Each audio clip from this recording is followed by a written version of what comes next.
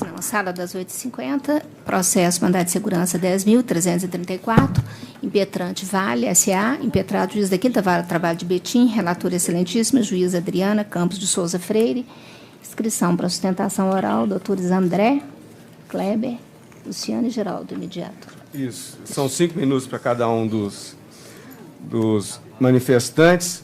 Doutora Adriana, por gentileza, a conclusão do seu voto. Presidente, bom dia a todos. Conheço do agravo regimental interposto porque tempestivo e regularmente processado, exceto quanto ao pedido de cassação da decisão de origem no tocante às frentes de trabalho e quanto à extensão do atendimento médico para sujeitos fora da competência da Justiça do Trabalho por perda do objeto. E, no mérito, nego-lhe provimento. Muito bem, essa é a proposta de voto, eminente relator. Apenas antes de passar a palavra ao doutor André, fazer o registro da suspeição do eminente desembargador Paulo Maurício.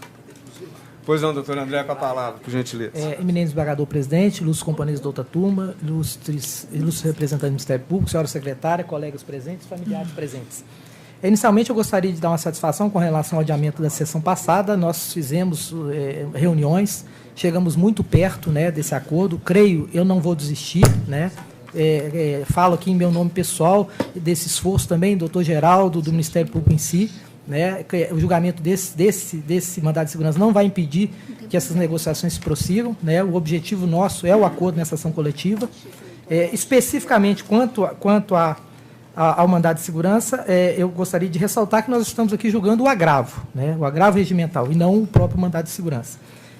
E que houve uma decisão de indeferimento da inicial, né, por entender a ilustre relatora que não seria o caso, não existiria direito líquido e certo. O que eu chamo a atenção aqui é que essa hipótese é exatamente a hipótese da súmula 414.2, que fala que, no caso de a tutela provisória ter sido concedida antes da sentença, cabe mandado de segurança em face da inexistência de recurso próprio. Então, a hipótese é exatamente essa, né? Com relação à questão de fundo, eu vou me ater a uma questão que eu acho que é a principal, que seria o desbloqueio, a autorização de utilização do valor bloqueado para pagamento de determinações judiciais e de acordos judiciais. Se nós formos na inicial, o Ministério Público ajuizou a cautelar e pede esse bloqueio com o seguinte objetivo, abre aspas, pagamento de despesa com indenizações, perícias, atendimentos, pagamentos a serem pleiteados na ação principal. Se nós formos na liminar deferida, no mesmo sentido, assegurar as indenizações necessárias a todos atingidos. A inicial do mandado de segurança faz esse pedido expressamente, faz o pedido de desbloqueio do valor total e faz, em qualquer cenário, o uso para pagamento nessas situações específicas. O despacho, existiu um despacho no dia 2 de fevereiro que expressamente nega essa autorização. Então, o que eu chamo a atenção é exatamente nesse sentido. Esse dinheiro foi bloqueado para esse fim, para que fossem pagas as indenizações. A Vale, desde o primeiro momento, ela assumiu o compromisso e vem pagando. Pagou salário, verbas decisórias, espontaneamente pagando a indenização do dano material, depois por determinação da juíza da 5ª Vara. Ela vem fazendo acordos que são homologados judicialmente, inclusive pela própria juíza. Então, nós estamos falando aqui de valores que para pagamento de determinação judicial da própria juíza e de acordos judiciais homologados em juízo, acordos homologados em juízo. É como se esse dinheiro fosse das famílias, né? Eles são destinados a esse pagamento. Na minha visão, não existe sentido em não liberar esse dinheiro para esse fim, né? Eu não estou dizendo aqui, inclusive, para que esse dinheiro volte na mão da Vale. Ele não precisa voltar, né? São acordos judiciais por alvará. A Vale comprova o pagamento das indenizações e tem o reembolso. Nesse sentido, chama a atenção, inclusive, que não existe, inclusive, alegação na inicial de insuficiência de bens ou notícia de insolvência da Vale. Todos nós sabemos que ela tem condição de pagar. E o dinheiro foi exatamente nesse sentido que ele foi bloqueado. Eu gostaria de mencionar aqui, rapidamente, uma decisão da STI 2, o TST, da lavra da ministra Adelaide, em que ela analisa exatamente essa hipótese, reconhecimento, abre aspas, reconhecimento de cabimento de mandado de segurança contra a decisão em tutela provisória concedida antes da sentença, consoante artigo 414. Necessidade de alterar a compreensão adotada em sede de tutela de urgência a fim de liberar o excesso de constrição. É o 336-64-2017-08000. Vejam, senhores, a hipótese é praticamente a mesma, né? Uma hipótese de bloqueio antes da sentença em que há necessidade de liberar. No caso lá, em razão de um excesso, e no caso aqui, em razão do pagamento das obrigações, que o dinheiro foi acautelado exatamente para esse fim. Então, com todo o respeito que eu tenho pela eminente relatora, eu peço que seja provido o agravo para que seja conhecido e analisado o mérito do mandado de segurança, especialmente essa questão que eu coloco aqui. Muito obrigado. Eu que agradeço. Doutor, pelo Ministério Público, doutor Geraldo Mediato. Senhor presidente, eminente desembargadora relatora, demais desembargadores da sessão de dissídios individuais. Eu quero até dar uma resposta também, em nome do Ministério Público, pelo fracasso até aqui das negociações com a Vale. É preciso render aqui imensa homenagem ao advogado, que sempre respeitoso e buscando essa conciliação. Mas a gente tem que dissociar a figura da empresa e de seus advogados. Os advogados podem até defender esse acordo, mas até hoje não veio nenhuma proposta concreta dessa empresa em relação a uma justa reparação. Na verdade, houve uma tentativa de conciliação que partiu da juíza Renata, da Quinta Vara, e que até hoje nós não sabemos se a empresa aceitou a proposta. Em nenhum momento ela disse: se o Ministério Público convencer as famílias a aceitar esse acordo, nós honramos com essa proposta. Não há resposta da Vale, ela nunca respondeu. Na verdade, a estratégia dessa empresa não é de seus advogados, é uma orientação vinda da pessoa jurídica, no sentido de vender um produto que foi colocado lá no estande, lá da Rua Aurora, para adesão. Essas famílias que estão aqui presentes, a quem eu rendo imensa homenagem, solidariedade, mais uma vez, essas famílias nunca ouviram dessa empresa uma proposta de acordo. Não houve até hoje. Há simplesmente um kit de adesão que é oferecido para advogados que ela escolheu e para sindicatos pelegos que ela elegeu como parceiros, para vender às famílias um valor que se deduz de 10% a 30% de honorários, e a família acaba recebendo muito menos do valor que está ali no documento. E, então, o pensionamento é antecipado com deságio de 6%, um valor poderia ser de 1 milhão, 1 milhão e 500, é transformado em 800 mil para pagamento antecipado e na conta do advogado. E o Ministério Público tem que ir em todas as audiências para pedir que o juiz mantenha depositado o valor dos menores em conta de poupança. Então, essa estratégia não é negociação.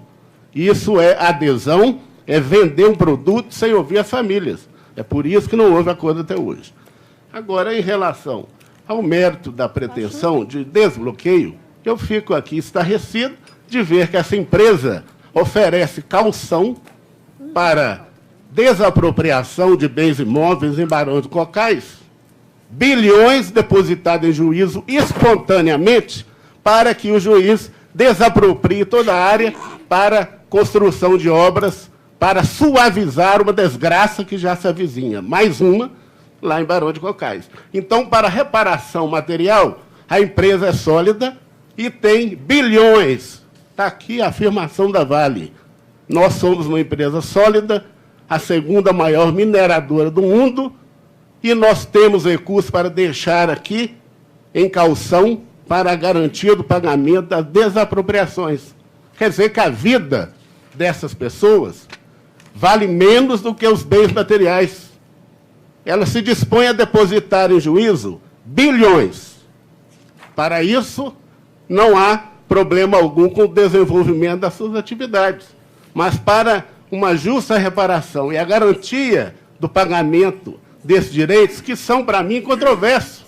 Há um fato criminoso, há um nexo causal, há uma lesão evidente, uma reparação que deveria ser depositada espontaneamente e que ela vem aqui tentar liberar 1.600.000.000, quando ela admite que tem 15 bilhões depositados, bloqueados, contra os quais ela não se insurge. Por quê? Pagamento de fauna, flora, meio ambiente e a vida dessas pessoas. Não é? E nós estamos dispostos aqui a um acordo, mas um acordo justo. Assisti um julgamento aqui, o relator, doutor Fernando, em uma condenação de R$600 mil para os familiares lá em Mariana. Uma decisão que deve balizar esse acordo. Que ofereça um valor condizente agora, que nós aceitaremos, convenceremos as famílias. Não há valor que pague o que ela fez e o que ela vai fazer de novo. Mas é preciso que haja uma negociação verdadeira. O que há até agora é uma enganação. Os senhores estão sendo enganados. Essa empresa não está agindo com correção. Não há negociação. Há adesão. É um produto que ela quer vender e ela está aumentando, inclusive, o valor dos honorários de 100 mil para 200 mil para cada advogado que conseguir vender esse acordo. Isso é negociar? Não é negociar. Negociar é procurar o Ministério Público e oferecer uma proposta. Assumir. Eu quero fazer um acordo coletivamente, estancar essa sangria diária lá na vara. E agora o argumento é que a ação civil pública será esvaziada em virtude dos acordos que ela faz. 60% dos acordos envolvem irmãos. As famílias estão aqui esperando uma decisão coletiva que resolva definitivamente essa questão. E é isso que nós esperamos. Não há direito líquido e certo à liberação desses recursos, como não há direito líquido e certo a matar, e há dever de reparar. Então, que se mantenha, Excelência, em nome da dignidade da administração da justiça. Esse bloqueio é pedagógico, necessário para forçar um acordo, estancar a sangria que está ocorrendo diariamente lá em Betim. Famílias estão sendo lesadas por esses acordos.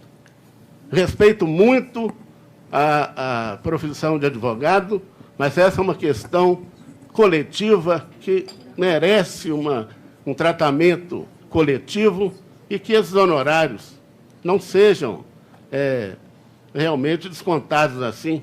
Eu já vi a situação, já narrei aqui, de 10% a 30% sobre o valor. Então, era isso que eu queria dizer. Muito obrigado. Peço desculpas pela... Agradeço a manifestação, doutor. Presidente, só esclarecimento fático. Pois não, doutor André. É só com relação a essa questão do acordo, nós fizemos uma reunião, o vice-presidente da Vale veio com a presidente do Ministério Público, na presença da doutora Renata. O que aconteceu lá, a doutora Renata tem conhecimento, foram valores discutidos pelas partes, a proposta é dela, com a aquiescência das partes, né, que interessantes, ficou-se de consultar as famílias, mas não foram valores unilaterais, a Vale tem proposta concreta, foi discutido, e a doutora Renata sabe o que aconteceu na audiência, na reunião. Muito obrigado pela informação. Doutor Kleber de Carvalho, por gentileza. Bom dia a todos. Doutor juiz presidente da Secretaria de Seção de Dissídios Individuais, demais subjuízes que a compõem, senhor representante do Ministério Público, senhora secretária, colegas aqui presentes, trabalhadores e familiares a quem a gente tem a honra de representar, bom dia a todos. Excelência, a gente foi pego de surpresa pelo tempo aí, achamos que seriam os tradicionais 15 minutos, de modo que a gente vai tratar apenas a questão processual aqui e o nosso colega doutor Luciano vai tratar das questões meritórias. E a questão processual por si só, ela tem uma certa facilidade, porque a douta juíza prolatora da decisão aqui agravada, ela andou muito bem, né, quando indeferiu o processamento do mandado de segurança, porque, efetivamente, não houve direito líquido e certo aqui ofendido, muito menos ilegalidade e abuso de poder a possibilitar o aviamento do mandado de segurança. A Vale, ao interpor seu agravo regimental, ou até o próprio mandado de segurança, na verdade, e principalmente o mandado de segurança, o que ela fez foi, na verdade, usar uma instância superior para e usar o mandado de segurança como verdadeiro recurso ordinário, né? Porque Vossa Excelência podem verificar que no mandado de segurança O que se deve observar principalmente é que tem que se tratar de um fato passível de comprovação documental imediata e inequívoca, né? E quando a Vale, ela traz aqui para esse processo, vocês observarem aí nos autos, são mais de 700 documentos. Então, na verdade, estou usando o mandado de segurança como instância recursal, enquanto eu deveria usar isso como recurso ordinário, né, no momento próprio, depois da prolatação de uma sentença, eu tento cessar os efeitos de uma sentença que veio, sim, dar garantias futuras em relação às execuções, mesmo porque nós não temos certeza de que vai acontecer, como temos exemplos drásticos em relação a empresas que quebram, sim, mesmo que sejam poderosas como a própria Vale. Tá? Então, nós sabemos, obviamente, que até pela quantidade de documentos anexados, que não se faz análise de provas em mandado de segurança. Né? O direito tem que estar ali patente, tem que estar claro. E isso, a agravante, não se desincumbiu de demonstrar, muito pelo contrário, né? Como nós reafirmamos aqui. Então, não verificamos aqui que a juíza, ao prolatar a sua sentença liminar, concedendo as liminares para bloquear os valores e dentre esses outros direitos também liminares, ela estava apenas exercendo sua jurisdição, né, fazendo o que está previsto, inclusive, no CPC, no seu artigo 300 e seguintes, que concedendo as tutelas de urgência e de emergência para proteger os interesses dos trabalhadores, o que foi uma grande renovação do novo Código de Processo Civil. Então, data mais vênia desses argumentos utilizados, nós estamos entendendo que, na verdade, a brilhante decisão, inclusive, que inadmitiu ou que não processou o mandado de segurança, que usou uma argumentação que nós aqui reiteramos, repetimos, abre aspas, é exatamente o direito líquido certo dos herdeiros dos trabalhadores que está resguardado pelo bloqueio cautelar. Então, é isso, Excelência. Ao contrário do que a empresa quer aqui demonstrar, esse bloqueio veio exatamente respaldar um direito que está assegurado constitucionalmente, inclusive pelos códigos de processo. Nós aqui transcrevemos algumas decisões, inclusive aqui do próprio SD1, inclusive a própria orientação jurisprudencial número 1, que afasta essa possibilidade de aviamento de mandado de segurança para tratar de direito de certo em relação à apreensão de direitos e de créditos, mas não vou aqui lê-los, porque eu tenho certeza que é do conhecimento de Vossa Excelência, que conhece de forma extensiva a matéria. Só vou citar aqui uma decisão do Supremo Tribunal Federal, que, nesse caso de ausência de direito líquido e certo em mandado de segurança, manifestou no seguinte sentido: a noção de direito líquido e certo ajusta-se em específico sentido jurídico, no conceito de situação que deriva do fato certo, vale dizer, de fato passível de comprovação documental imediata e inequívoca. MS 20882, relator ministro Celso de Mello, julgamento do Pleno. Então, Excelências, em conformidade com a jurisprudência majoritária desse tribunal, também dos demais tribunais práticos e demais tribunais superiores, nós entendemos que deve ser negado provimento ao agravo regimental interposto pela reclamada Vale e deve ser mantida integralmente a decisão agravada. Aqui aproveito rapidamente, meu tempo está curto, só para relembrar um fato histórico que, infelizmente, tem uma associação negativa com o que está acontecendo aqui. Em 1911, em Nova York, trabalhadores, 130 trabalhadores, morreram em decorrência de um acidente de trabalho, que alguns chamam de acidente de trabalho. Eram homens e mulheres e até crianças. O que se tem de certo nisso, que houve duas teses. Uma é de que foi realmente um acidente de trabalho, e o outro que foi um ato criminoso de retaliação dos seus patrões, né, que possibilitou que esse acidente ocorresse. A grande verdade que fica é que a fábrica tinha as suas portas lacradas. Era assim que esses trabalhadores trabalhavam nessa época. E a analogia que eu faço aqui é exatamente essa. O que é hoje o acidente da Vale? É um acidente de trabalho ou é um crime doloso contra a vida? Hoje, cada dia, ontem e hoje e amanhã, talvez, vamos nos deparar com situações que são alarmantes e que nos deixam surpresa, e que nos deixam muito surpresa para ter a certeza que, efetivamente, o que ocorreu aqui foi um acidente, não foi um acidente, foi um crime doloso contra a vida, e agora está nas mãos de Vossa Excelência de reescrever essa história. Se nós queremos evoluir como sociedade, concluir, se daqui a 10, 20, 30 anos, concluindo, Excelência, 10 a 20, 30 anos, nós, Vossas Excelências e vossos descendentes, e nós mesmos, como sociedade, o que nós vamos ter escrito nos anais dos livros de história sobre esse fato. Então, estão aqui os familiares dos trabalhadores, esperam ter como alento, né, e a alma daqueles que se foram, ter uma resposta efetiva nesse capítulo aqui de hoje, que isso vai continuar. É um não bem grande e uma resignação bem grande desse tribunal. Muito obrigado pela atenção. Muito obrigado. Doutor Luciano Ricardo, por gentileza. Excelentíssimo senhor presidente, ilustres desembargadores componentes dessa sessão, ilustres procuradores do trabalho, eu vou me permitir tratar das questões meritórias na eventualidade de serem superadas essas questões de ordem processual que foram tão bem tratadas já pelo ilustre procurador, doutor Geraldo Imediato, e pelo doutor Kleber, que me antecedeu.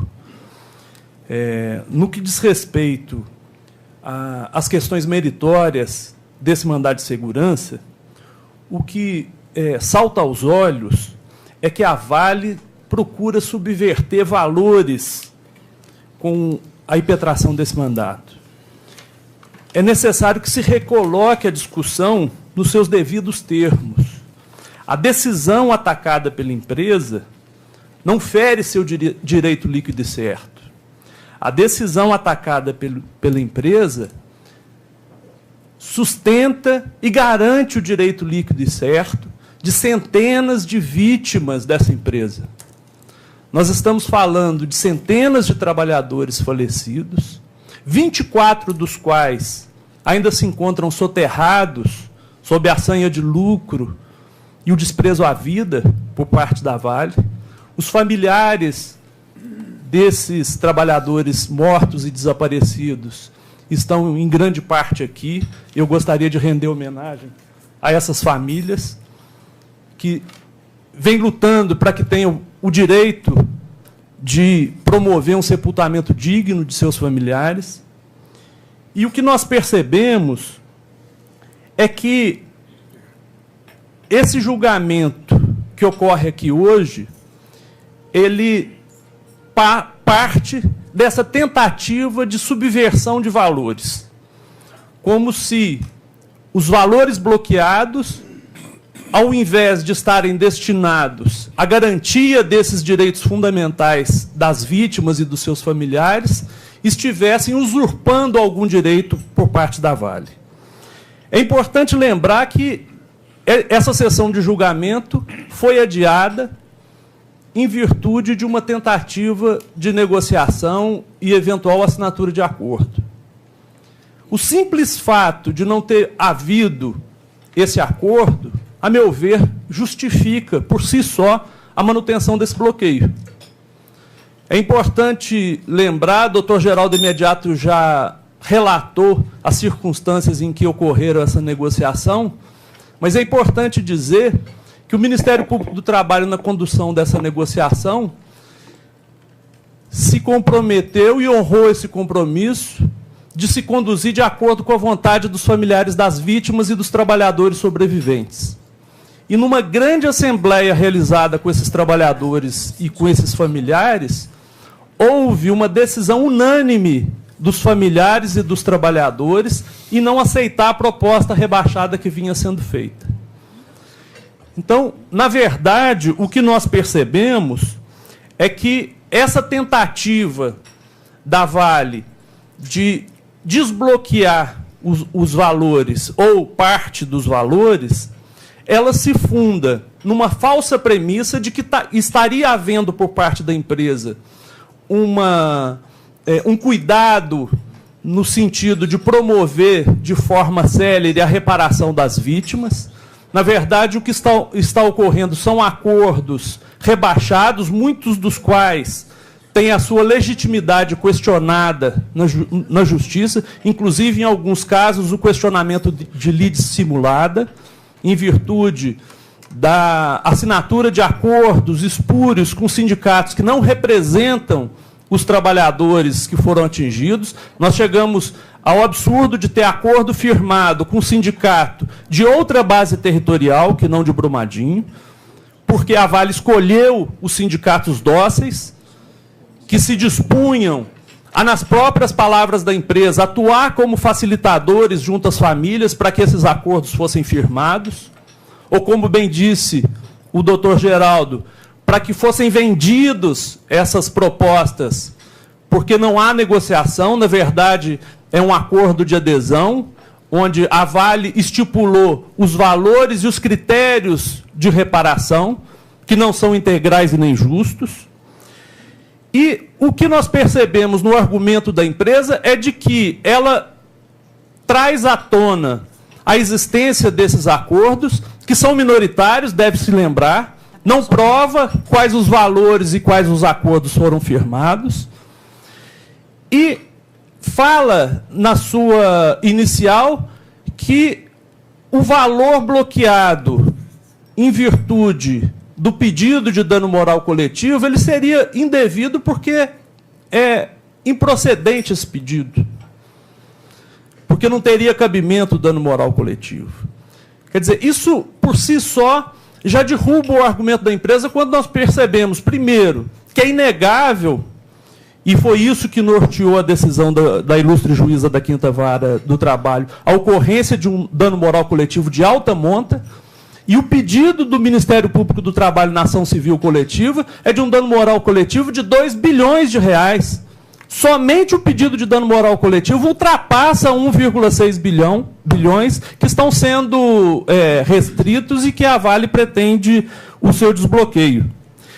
E é importante lembrar, quando a Vale fala da irrazoabilidade dessa restrição e que ela seria excessiva, que não só o dimensionamento, a gravidade dessa tragédia, desse crime ocorrido, a reincidência desse fato, mas também a dimensão da própria empresa. Nós estamos falando de uma empresa que no quadrimestre anterior ao acidente teve um lucro líquido de 14,48 bilhões de reais. Concluindo, Excelência. Os valores bloqueados representam apenas 11% do lucro líquido da ré de um único quadrimestre. Portanto, e vale lembrar, nos últimos 4 anos, a Vale distribuiu 22,96 bilhões de reais em dividendos aos seus acionistas, uma média de mais de 5,7 bilhões de reais por ano. Esses números, por si só, já ilustram a dimensão e o poderio econômico dessa empresa e a fragilidade dos argumentos utilizados pela empresa para pleitear o desbloqueio desses valores. Por justiça, que se mantenha o bloqueio de 1,6 bilhões de reais. Muito obrigado. Muito obrigado. Doutora Adriana, por gentileza. Presidente, eu não vi, no momento que prolatei a decisão, e continuo não vendo motivo para alterar a minha decisão inicial, no sentido de não existir direito líquido e certo da hora impetrante da Vale, e, consequentemente, não tendo esse direito, não há prova pré-constituída que justificasse que nós, data vênia, tá, isso no meu sentir, que nós alterássemos as decisões muito bem exaradas pelos colegas de primeiro grau, que primeiro tomaram contato com essa tragédia, para dizer o mínimo. Então, tanto o colega substituto, hoje já presidente, doutor Ordenizio, como depois a doutora Renata, decidiram, no meu entendimento, muito bem, foram dosando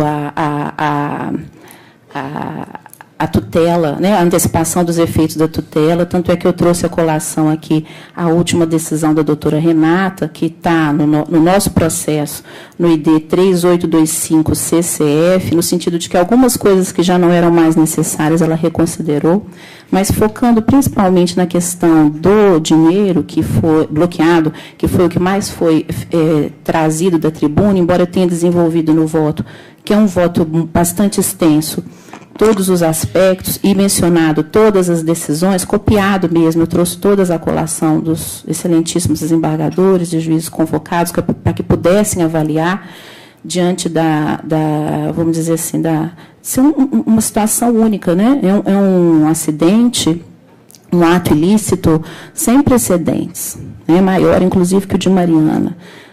Raras vezes, quando nós ligamos a televisão ou abrimos as redes sociais ou os noticiários pela internet, nós nos deparamos com notícias relativas a essa questão.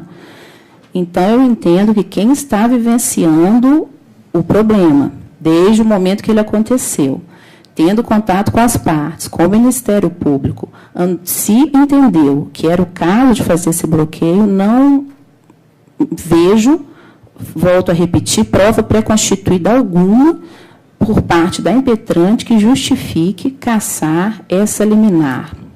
O argumento jurídico que eu enfatizei no voto, além dos vários outros, mas o principal é que com a nova redação da súmula 418 do TST, a concessão da tutela de urgência, ela não se situa no campo da discricionariedade do magistrado. Não tinha como não conceder essa tutela de urgência, não tinha como não fazer esse bloqueio. O acidente, o ato ilícito, ele causou efeitos danosos não só em relação a direitos individuais, estrito sensu, mas direitos coletivos, lato sensu. Nós vamos encontrar discussão de direitos individuais homogêneos, coletivos, difusos. Não é possível hoje dizer a extensão desse dano na medida em que aparecem até hoje pessoas sumidas, né, que são encontrados corpos, que não se tem a extensão das pessoas que dependiam daqueles que morreram. Então, nesse sentido, o que eu acho que volto a enfatizar, é o direito líquido e certo dos substituídos, da sociedade aqui representada pelo Ministério Público do Trabalho, no âmbito da sua competência, de maneira que eu mantenha a proposta de voto, excelência. E quanto à questão de ser uma empresa que esse bloqueio pudesse prejudicar a saúde financeira da empresa, eu tive cuidado de entrar no site da impetrante, no item relação com investidores, eu estou citando aí o link, a data de acesso, para que os doutores possam verificar. De acordo com o balanço divulgado publicamente, a Vale obteve lucro líquido de 25 bilhões 657 milhões de reais em 2018. Então, eu acho que esse bloqueio, ele talvez não seja nem suficiente, nós não sabemos ainda, para os danos que foram por ela causados lá em Brumadinho. Quanto mais podemos dizer que isso afete a saúde financeira da empresa. Então, de maneira que eu mantenho a proposta de voto, presidente. Mantida a proposta de voto pelo eminente relator, eu consulto aos colegas que já estão em condição de votar. Se gostarem de uma fase inicial de debate, podemos partir para a votação? Muito bem. Eu participei como presidente da 7ª turma no julgamento em que foi relator o desembargador Fernando Viegas. Foi um debate até muito emocionante, porque estava discutindo o direito de uma companheira e de uma mãe. E é difícil a gente não confundir as coisas, principalmente por quê? Porque esse é um fato que está todo dia na imprensa. Então, a gente tem que ter até muito cuidado também na hora da própria manifestação, porque o que se verifica, as notícias que chegam, tudo isso aí, evidentemente, que entram, né, na composição daquilo que a gente entende. E até do que imagina que pode ter sido a decorrência desse acidente, o que pode ter gerado esse acidente. Mas, evidentemente, o que é público e notório que está trazido aqui são as várias mortes e o desastre ambiental. Aí, no caso, eu vou tratar até como crime ambiental, porque isso não entra na nossa esfera. Não vou tratar ainda como desastre, o maior acidente de trabalho que o Brasil já teve notícia. E se tratando de uma empresa que 3 anos antes é parceira, pelo menos é proprietária de 50% do desastre que compromete o nome de Mariana. Mas, na verdade, é um desastre da Samarco, que é 50% Vale, 50% a outra empresa. Mas esse valor que foi bloqueado, efetivamente, dada até a manifestação, e isso também foi público, do então presidente, de que isso é uma joia brasileira, efetivamente, esse valor bloqueado não lhe compromete o funcionamento, não lhe compromete o andar da carruagem, o funcionamento da empresa e tudo o que ela vai fazer. E, principalmente, tendo advogados como que ela tem aqui, que veio da tribuna, que é o caso do doutor André, eu acredito que ela vai tentar fazer o esforço, pelo menos, por parte desse advogado. Agora, advogado representa a parte em juízo, não é o juízo da parte. Então, com todo respeito, eu não verifiquei qualquer abuso ou ilegalidade no ato proferido pelos juízes que deferiram as decisões liminares na vara do trabalho de Betim. Consequentemente, entendo também completamente acertada e correta a decisão proferida pela eminente juíza relatora, juíza convocada relatora, que indeferiu a pretensão da parte e agora nega o provimento ao agravo. Então, de forma bem sintética, trazendo, como já fizemos, logo na primeira sessão de fevereiro desse ano, registramos a tragédia ocorrida em Brumadinho, a nossa solidariedade às famílias, o que não se confunde com o voto, o que não se confunde com a prestação judicial, mas é uma questão humanitária, evidentemente.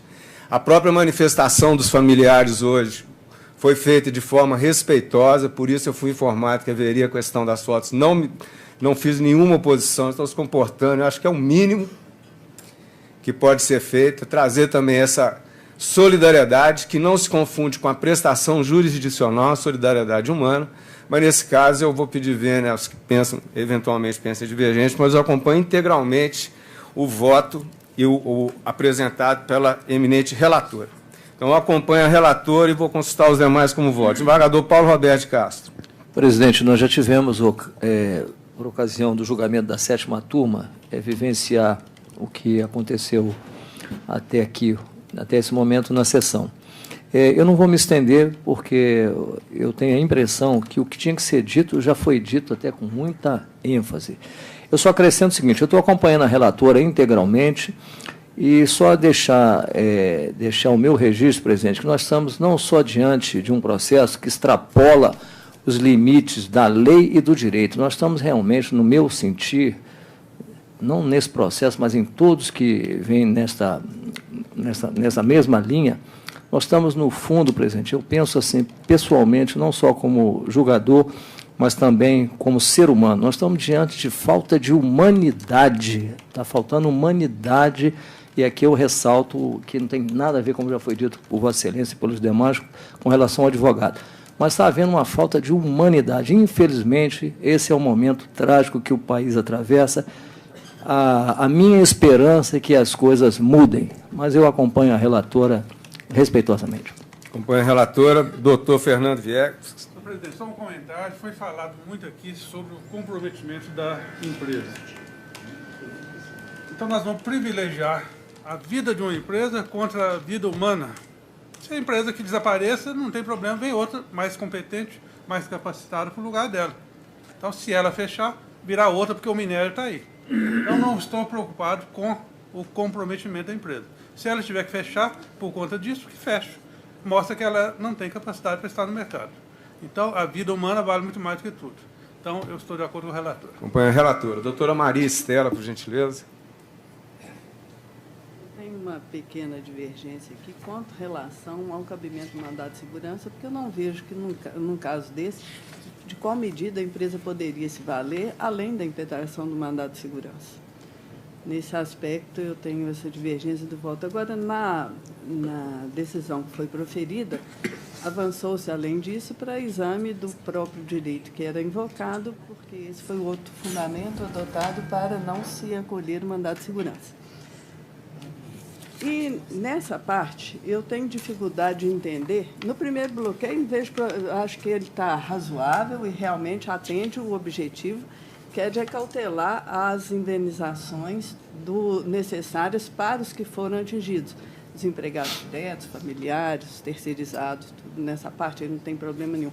O que eu tenho dificuldade em aceitar é um acautelamento de um dano moral coletivo igual ao do dano das famílias. Então, a divergência nesse sentido. Agora, tem uma divergência de fundamentos com relação ao voto, quando é colocado que, está bem adiante lá no voto, a impetrante não teria especificado qual seria o ato 4. Eu acho que isso aqui está especificado e está examinado, apesar de um deles não ter sido. Foi exatamente o que o doutor André levantou da tribuna, que é a questão de autorizar que fosse deduzido desse valor acordos judiciais ou pagamentos que fossem autorizados já para as famílias que seriam o mesmo destino de garantias e indenizações. Então, nessa parte aqui, assim, eu acho que eu tenho divergência de fundamentos nessa parte, eu acho que essa outra questão ela passou um pouco ao largo. Agora, também não acho que seria nem o caso de inserir no próprio processo da ação civil pública mais um elemento que pode ser um complicador. Então, minha divergência vai ficar restrita ao cabimento do mandato de segurança, que eu entendo que cabe, porque é a medida que a empresa tinha para se valer contra essa determinação. O recurso está à disposição de quem é parte no processo. Poderia, se o bloqueio fosse indeferido, certamente o Ministério Público viria aqui. A Vale teve o interesse dela contrariado, ela tem o direito de vir aqui também. E a questão do dano moral coletivo, que no bloqueio reduziria. Só para poder ficar claro, para facilitar no Eu reduziria para metade do que foi bloqueado. Então, reduziria para metade, daria parcial provimento ao agravo para reconhecer o cabimento do mandado de segurança, embora com parcial procedência, para liberar R$800 mil do total bloqueado. Sintetiza. O segundo bloqueio, reduzir ele à metade. Metade do segundo. Não tem dúvida. Parece que o primeiro foi de 800, depois foi mais 800, então reduziria para 400 o segundo bloqueio. Só para ficar claro, a manifestação da eminente desembargadora Maria Estela para os demais que vão votar. E a divergência de fundamentos com relação a esse aspecto aqui. E com divergência de fundamentos. Então, está claro o voto. O seguinte a votar é o doutor Cércio, desembargador Cércio, por gentileza. Senhor presidente, esse processo é um processo difícil de analisar em função de tudo que tem dentro dele. É uma situação um pouco diversa das que nós temos julgados em outros processos, né? Aqui aconteceu a questão relativa lá em Brumadinho. O Ministério Público, de forma ágil, ingressou com ação para bloquear o numerário da empresa ou a adoção de outras providências para resguardar os direitos daqueles prejudicados. O juiz de origem, de forma rápida também, deu uma decisão para visando resguardar esses direitos. E as partes tentaram, pelo que se tem notícia, aí tentaram a conciliação, até o momento parece que não conseguiram finalizar esse acordo. Pois bem, em função da decisão liminar, inclusive do bloqueio numerário, a Vale entra com mandado de segurança. Em princípio, contra a decisão, cabe mandado de segurança, sim. Mas acontece que a decisão prolatada pela excelentíssima relatora, ela adentrou o mérito. Ela disse o seguinte: olha, primeiro, aqui não estou vislumbrando direito líquido e certo, né? Ela inverteu, falou, aqui não tem. E aqui tem uma outra questão, e que aqui no voto, quando não enfrenta o agravo regimental, ela trata bem dessa questão. Este é um processo que demanda uma cognição ampla e exauriente, quer dizer, não dá para, em sede de mandado de segurança, em face de todo o ocorrido, conceder essa liminar pretendida pela Vale do Idoso. É um processo que, evidentemente, o juízo está no poder geral de cautela dele, de deferir essa tutela. Acho que fez bem o magistrado de origem, a autoridade apontada como coatora, em deferir essa liminar para resguardar essa possível indenização. A questão da indenização e do valor propriamente dito tem que ser discutido no processo principal, né? O ideal, penso eu, é que haja uma composição entre as partes envolvidas, porque havendo a composição, os substituídos, e havendo acordo, né, eles terão atendido a sua pretensão. A empresa, por outro lado, resolve a questão de natureza indenizatória, se tiver que pagar algum valor. E mais do que isso, este é um processo, o processo principal, onde foi prolatado o ato que aqui se discute, se não tiver uma composição, é um processo para muitos anos. E é um processo, este processo coletivo, corre o risco de ser esvaziado por ações individuais, por acordos individuais. Então, o que se pretendeu no primeiro momento de fazer um resguardo coletivo, ele pode, ao final, terminar com poucos substituídos. Por quê? Porque a parte também, o substituído, ele tem uma necessidade premente de resolver a questão. E quanto mais se demora a solução, né, aquele prejudicado, né, ele fica com a situação mais difícil e ele fica sujeito, inclusive, a celebrar um acordo numa condição até menor do que ele faria inicialmente. Então, este é um processo que o Ministério Público, diligente, como sempre foi, está tendo todas as cautelas possíveis para entender que deva ser reparado os substituídos no valor que ele entende como seria justo. A empresa, por sua vez, né, dentro das alegações dela, que deve ser celebrado um acordo, num patamar que ela entende que seja adequado. A dificuldade é para chegar nesse valor e tem outras questões periféricas, além do acordo principal. Então, é um processo, penso eu, que ele deve ser resolvido no processo principal. Aqui no mandado de segurança, nós ficamos limitados a apreciar, primeiro, a legalidade ou a legalidade da decisão prolatada. Se ofendeu o direito líquido certo da impetrante. Não me parece que a decisão prolatada pelo juiz de origem, que aqui é a autoridade apontada como autora, feriu o direito líquido certo da impetrante.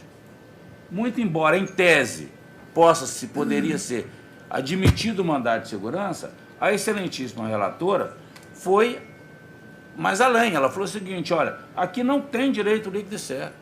Portanto, não tem direito líquido certo, não é o caso de mandado de segurança. Portanto, se tivesse falado somente não cabe mandado de segurança, talvez eu poderia até fazer a divergência. Mas como ela foi mais além e adentrou o mérito, como permite, inclusive, a nossa orientação jurisprudencial e a própria lei do mandado de segurança, que o relator pode fazer isso na análise preliminar do mandado de segurança, é que eu vou, aqui, senhor presidente, acompanhar integralmente o voto da excelentíssima relatora. Acompanho a eminente relatora. Desembargadora Ana Maria, por gentileza. O processo está retratando essa situação de tragédia em Brumadinho. Cumprimento a excelentíssima relatora, o voto bem formulado no sentido das suas preliminares e também com relação ao mérito. Com relação à questão principal, que é o bloqueio ou desbloqueio dos valores, eu acompanho integralmente o voto, no sentido de que o juízo de primeiro grau, ele determinou o bloqueio, depois o segundo bloqueio, e ele que vai gerir a forma de liberação. Acompanho integralmente. Acompanho o eminente relator. Doutor José Marmo, por gentileza. Senhor presidente, é uma sessão meio fúnebre, né? Assim, um ar estranho, né? Assim, triste, né? Eu estou plenamente de acordo com o voto da relatora e a cumprimento por isso. Não há direito líquido certo nenhum da Vale, com todo respeito. Agora, me preocupa muito, eu estava aqui me lembrando daquele acidente da Gamileira, que até hoje não se resolveu. Sabe por quê? Porque o Poder Judiciário não pode resolver isso. Juiz não vai resolver isso. Quem pode resolver isso com muita responsabilidade são as partes diretamente envolvidas nisso. Ninguém mais pode. São elas que sabem o que querem, o valor que querem, porque precisam disso. No tempo certo, que agora não se pode patinar no tempo para isso. Eu só lamento que ainda não conseguiram, né, ter uma lucidez suficiente para resolver uma coisa que precisa, antes de tudo, de lucidez e responsabilidade social. É só isso. Eu clamo, continuo dizendo para as partes e as famílias que estão aqui, né, a expectativa tem que ser uma expectativa dentro daquilo que é razoável, aquilo que satisfaz, aquilo que se pode esperar de uma forma justa. Não além disso, não menos que isso. O dinheiro existe, está aí, está guardado, enfim. Imagino que ele tem que ser utilizado para isso. Não tem sentido a interveniência, a intervenção do Poder Judiciário que não seja para isso. Não sei por que a coisa não anda para frente, eu não sei. Não é? Eu, daqueles processos que vieram da lá de Mariana, eu fui relator de um processo. Fixei a indenização. Estava aqui me lembrando que está mais ou menos nesse patamar que foi falado aqui na sessão. Não foi nada além disso. Na verdade, eu posso aqui dizer, eu fixei uma indenização no voto. Depois, no dia na sessão que eu ia proferir a decisão, não sei se o desembargador César era o meu segundo ou terceiro votante, exatamente o valor que eu ia fixar, eles chegaram aqui, nós fizemos um acordo X, um ajuste, porque tem o feeling, né? A gente sabe quais são os valores. Por isso que eu estou dizendo o que foi mencionado aqui, eu não vou. Parece-me que está dentro de algo de razoável. Não pode ser além disso, não. Né? Não se vai enriquecer com isso, mas vai se satisfazer necessidades prementes de quem ficou, não é? Só serve para isso o dinheiro, nada além disso. Então, eu volto a clamar, a empresa tem que ter a responsabilidade dela de apresentar valores razoáveis para essa conciliação, mas a parte contrária também tem que entender que tem que ser desta forma, porque senão não vai resolver nunca. E o Poder Judiciário não vai resolver nada. Vai para Brasília e vai ficar lá, não é? Enfim, é isso, senhor presidente. Estou de acordo com o voto da relatora. Acompanho a eminente relatora. Desembargadora doutor Manuel. Desembargador Manuel Barbosa, por favor. É porque o Paulo Maurício é suspeição. Com a relatora. Acompanho a eminente relatora. Desembargadora Maristela Iris. Senhor presidente, por tudo que foi dito, com a relatora. Acompanha a relatora. Desembargador Lucas. Relatora. Desembargadora Paula Cantelli. Também acompanho a relatora, senhor presidente. É cumprimento pelo voto, muito bem redigido. Também não vislumbrei direito líquido certo. E concordo também com o que o doutor Paulo Roberto Castro falou, que falta humanidade, falta solidariedade, que a melhor solução seria, nesse caso, um acordo. Porque, como bem o doutor Marlon falou agora há pouco, o dinheiro não vai resolver nada, seu dinheiro não vai pagar. Não há dinheiro nenhum no mundo que se pague o que aconteceu. Mas, se tivesse um pouco de humanidade, de solidariedade, eu acho que essa dor poderia já ser amenizada. Então, eu estou integralmente de acordo com a relatora. Acompanho a eminente relatora. Desembargadora Juliana Vignoli. Não tem como não concordar com o desembargador Marlon quando ele fala do sentimento fúnebre mesmo que nos toma, né? Mas essa tristeza toda que eu creio que cada um que está aqui está sentindo não nos impede de fazer uma análise absolutamente técnica, isenta da questão. E, nesse sentido, eu acompanho integralmente a relatora. Não há nenhum direito líquido e certo, não há se falar no acolhimento no próprio cabimento desse mandato de segurança, integralmente com a relatora. Acompanho a eminente relatora. Desembargador Marco Antônio. Com a relatora. Com a relatora. Juiz Mauro César.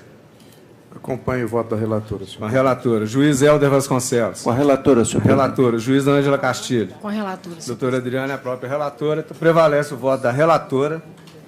Vencida a eminente desembargadora Maria Estela Álvares, quanto ao cabimento do mandado de segurança e concedendo parcial provimento para deferir liberação de 50% do valor bloqueado no segundo bloqueio. E assim fica proclamado o resultado. Apenas lembrando aos senhores que isso aqui é praticamente nada. nos termos de uma solução que deve se encontrar. Eu lembro uma vez eu estava fazendo uma audiência, efetivamente a conciliação é a melhor alternativa. Foi até com o doutor Dácio, ainda na 4ª junta de conciliação e julgamento. Ele falou, doutor, mas aqui é junta de conciliar. Eu falei, mas quando não concilia tem que julgar. Então, espero que seja feito pelo acordo, senão a justiça terá que intervir. Esse acidente eu me lembro vivamente, janeiro de 1971, eu estudava na DAP, depois eu fui estudar no Estadual do Gamileira, que era bem ao lado. E foi um horror. Eu acompanhei aquilo, eu tinha feito a cirurgia na perna de pé chato, eu ficava vendo aquilo. Até hoje. Aquele horror. Até hoje a gente não recebeu. Sergem era o nome da empresa que fazia, Lúcio Costa fez o projeto, infelizmente aquela tragédia toda. Como é que é Lúcio Costa de Brasília? Nem o mesmo Lúcio Costa de Brasília. Não era Brasília, mas não. O projeto, não foi ele quem fez os cálculos. Não, aqui em Belo E ali houve uma série, eu ainda me lembro bem que os trabalhadores foram no horário de almoço, eles estavam aproveitando a sombra das vigas. E eles ainda informavam, porque era aqueles ripa de madeira que seguravam, isso aqui está instalando, o pessoal pode tirar. E aí veio tudo abaixo e até hoje... Doutora Paula, eu não lembro exatamente quantas pessoas, a maioria dos herdeiros já faleceu, e continua o processo ainda sem resolver. Porque deixou para o Poder Judiciário resolver algo que ele não pode resolver, não consegue. Isso não resolve pela lei, pela caneta de ninguém. Não tem jeito. Muito bem. Nossa solidariedade às famílias, obrigado pela presença de todos. O julgamento está encerrado, muito obrigado, boa sorte na vida para todos os senhores.